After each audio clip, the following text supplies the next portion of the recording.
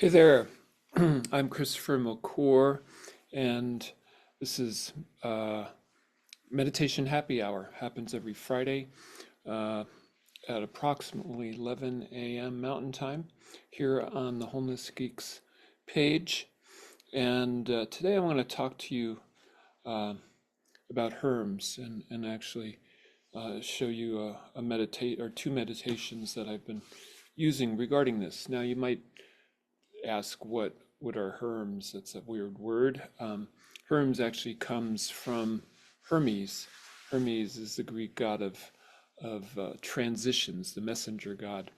Um, so Herms is about honoring transitions. Like our lives are made up of different activities. We move from one thing to the next, and very often we move in a very kind of unconscious, um, kind of like a singular, like just barreling through one thing to the next. And um, I believe there's a more skillful way of moving through life, and other people do too. And that's what the idea of Herms is about. Herms is traditionally, it's like an altar or like a figure um, placed in transitional places, like at crossroads or like at the gate to like a sacred spot, or a building, where there's a portal, basically where there's a portal, you have a herm, and it's meant to bring attention that you're moving from something into into something new. And so it suggests that you honor where you're coming from, and and then you're honoring again, but so you can be welcomed um, into the new place. Now it's like uh, it's like these different activities have different consciousnesses, different intelligences, so, associated with them, and and the intelligences they're like, in a sense, they're like beings or like selves, different selves, and they need to be honored. They yeah, I don't know how to say that better. They want to be honored. It's like by honoring them, then you move more fluidly. You're welcomed, and you're remembered. When you transition gracefully out, then the next time you come, you're remembered fondly, so that you're again welcomed. Um, there's a uh, I don't want to. I'm trying to think of how to describe this. It's called matrix energetics. It was developed by a man, Richard Bartlett. And the basic idea is that there are, for every kind of skill that a human being might have, there's an associated consciousness, and these consciousnesses exist in the world. They're of course they're non-material. Consciousness is non-material, but it's substantial. It's energetic, and it's actually a blueprint for material things, for skills, and if um, we can find that consciousness and we can bring that in. And so, in a sense, Herms is a way of honoring that there's these different consciousnesses and that we can move from one to the other. And if we don't do it cleanly, there can be, it can be even dangerous, that we get kind of all mixed up in, you know, um, so the idea of Herms is to move cleanly from one thing, one consciousness into the next. And this associates with with this notion of inner selves, that we're we're we have these different aspects of ourselves, and each has its own perspective, its own needs, its own set of emotions, and and if we pay attention to those, then we inhabit those selves more skillfully and move from one to the next more fluidly. Um, and like I said before, it's like there's, we're going through these portals, and if we honor the transitions between them, then um, it it just works better. And of course, these selves and these different consciousnesses, they add up to our own wholeness. That it's what we're approaching here is being all of who we are, and but to do it more skillfully. Um, so in a sense, we're paying a toll when we honor these transitions, when we honor the Herm, so to speak. We're paying a toll. And in the American Indian tradition, there's this practice of, whenever you receive something, you give something back, um, and that create this sense of reciprocity is like it's a natural law of the universe. And so when we do that, we move through life more graciously.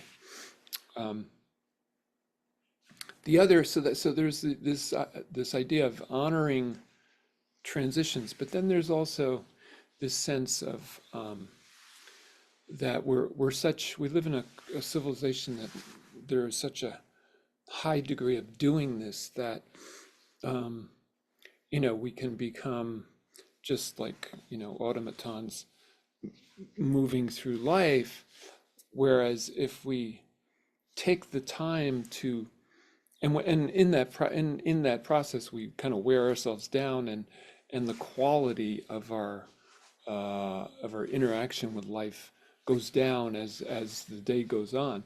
But if we take the time to transition gracefully and actually create a little respite, Brendan Bouchard, a high performance coach, he suggests, working 55 minutes and then taking 5 minute break, and move through your day like that. What it does is it creates sustainability, so that you refresh yourself every hour, and so you're kind of maintaining a high standard of quality in your interaction with the world. Um, there's another sense about this of sacredness, that everything is sacred. This is from the Lorian tradition, David Spangler, that every part of creation is sacred, and sacredness is the sense of bringing the underlying oneness that we are, that we experience, the energy that we're all really the same energy, actively bringing that, excuse me, bringing that to our experience of creation, to the experience of the details, the separate aspects of creation. That's what sacredness is. And by by honoring by honoring the transitions, by paying attention to the Herms, then we're in a sense creating this sacredness. Now, where this can be, particularly useful is if you are an advocate of wholeness, like me. I'm consider myself a wholeness geek, and then you want to become all of who you are. Now, that can be a daunting task, a daunting endeavor to be all of who you are, and you can't you can't really do it all at once. But if you recognize the different aspects of the different components of that wholeness, and you design your life so that there is a time, a regular time for that aspect, then you create what I call a wholeness inspired life design. WILD for short. That's the acronym. Wholeness Inspired Life Design. So you have this. You have your day, your week, your month, your year set up so that you're moving from one activity which represents a part of how you're developing your wholeness. And if you use the notion of Herms, you're moving more gracefully between those different parts, and you're doing it more sustainably because you're refreshing yourself. So that's the basic idea of Herms. Now, the way that I've been implementing that recently in my life is with two practices, which I've shared. Both I've shared on this Wholeness Geeks page. One is the Soul Kernel, and the other is Ask, or the Absolute Soul Kernel. And the practice is also I've termed it I-hat, because it I at like a small I, like in the apple, kind of way of doing things, and then HATT, hoop and the tree. Now the hoop and the tree is from the American Indian tradition, and it's about the hoop. The tree is the vertical axis, or the masculine, or the heaven, and then the hoop is a circle around the tree, which represents the earth, or the horizontal aspect, the more human. It's like the divine and the human, right? So that comes into play in this meditation that I'm going to share with you. And because I've already shared it, I'm just going to go through it briefly, but we're going to actually practice that today. But first I want to explain that. So the way that I've been generally moving through my life and implementing this idea of Herms is that is the soul kernel is like my vehicle for doing this in the world, and then the absolute soul kernel, or this I-hat practice, is the respite. It's the Herm. And so like I'll be doing something, and then it's time to move into something else. I will take just a few minutes to do this meditation, which I'm going to share with you right now, the Ask meditation.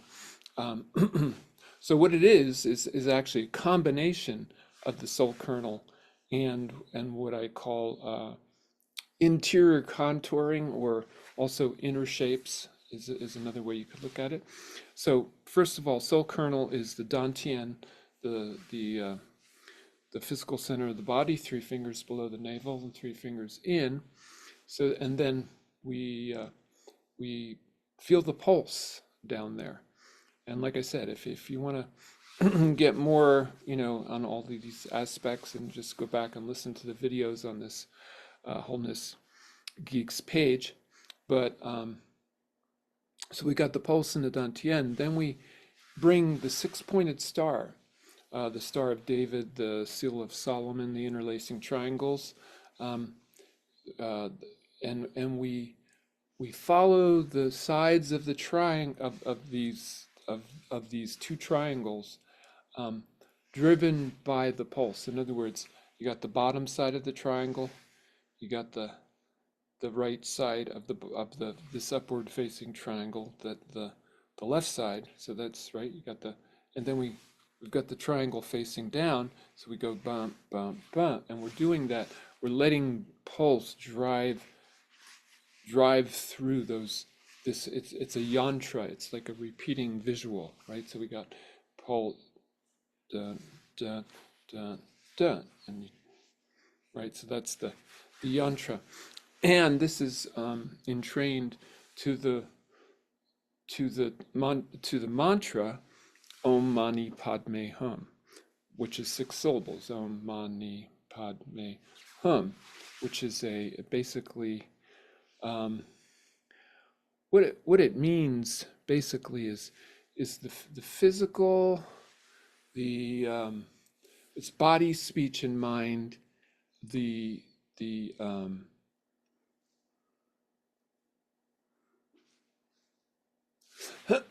the emotions, the subconscious, and wisdom. Um, but essentially what it means is the whole universe is found in our own center, in our own heart. Um, so that's the soul kernel. Om Mani Padme Hum, driven by pulse down in the dantian. Okay, so now what we're going to do, what we're going to combine that with, if you close your eyes and you look at the shapes you see, and you follow along the edge of the shapes you see, those edges, and you can do that. Those edges are like they're like a line. They're like a vertical line. And if we take that star that we were just working with, and we, instead of doing it like this, we flatten it out. So we're doing it like this around that edge.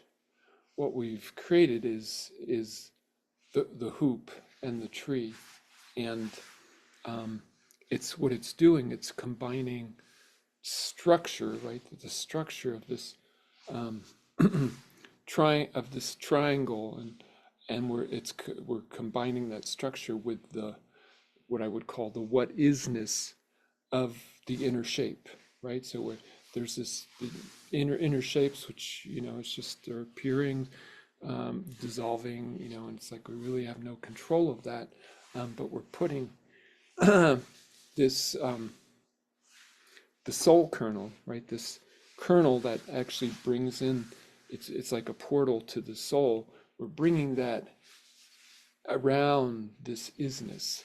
We're combining these two aspects of experience. So that's the meditation we're going to do right now. We're going to spend 3 minutes and 33 seconds doing it, and then I'll come back and I'll take some notes and come back and discuss those, and talk a little more about this whole idea of Herms. So let's begin. It's once again we're closing our eyes. We're seeing the shapes, finding the edge, and wrapping that star around the edge, still connected to the dantian and driven by the pulse with the mantra Om Mani Padme Hum. Here we go.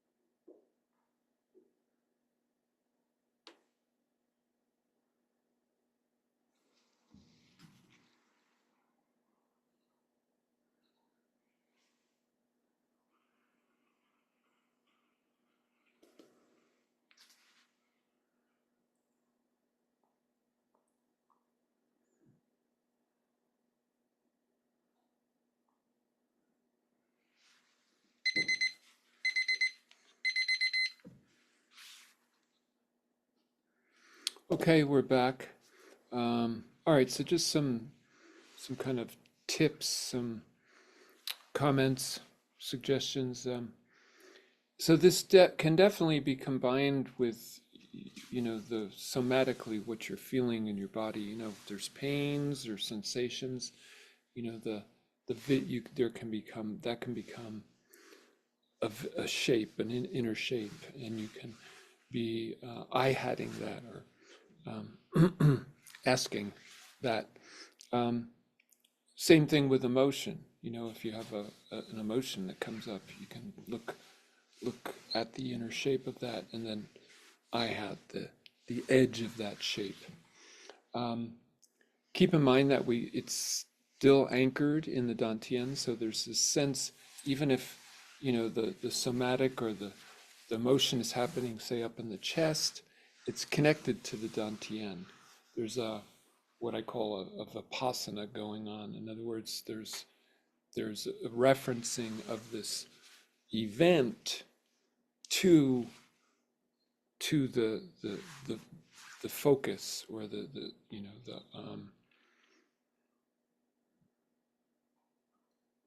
yeah the focus of the meditation, uh, and it's driven by the pulse, and um, the mantra helps us to it helps kind of focus our mind, but it also keeps it that that mantra is associate that with the goddess of compassion. So there's this sense of doing this with compassion. And the other point I want to make is that you can open your eyes and do this. You can actually see the inner shapes with your eyes open, but you can also contour the edge of what you see, keeping in mind that you want to keep it anchored in the dantian and with the pulse driving. So once, like I said before, this practice. It's powerful in the sense that we're combining the our soul, right, through the soul kernel with what is. We're combining this structure, this kind of structure of this six-pointed star with the kind of amorphous quality of these inner shapes of what is. Um, and where this is leading is so if you're if like I um, was saying that if you're an advocate of wholeness, it's like how do you actually bring that into your life? And the way that I bring it into my life is by finding a regular time in my life for each aspect of the for each of aspect of my wholeness, and I call that um, wholeness inspired life design, or wild. And so you know by having by practicing this, by going to this ask meditation just for a few minutes between each activity, it creates a fluidity, and it brings the it's so that it's not just the sum of the parts, but it's the whole. So the chart for this, the Herm chart, I will put the Herm chart in the Wholeness Geek group, in the Gaia Core group, which is another project that I am